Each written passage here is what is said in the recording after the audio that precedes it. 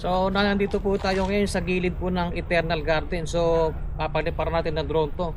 Ito po yung posibleng maging bypass road na papunta po sa Kalikid. Itong daan na to, Santa Arcadia po ito. So set up ko muna po yung drone, balikan ko kayo.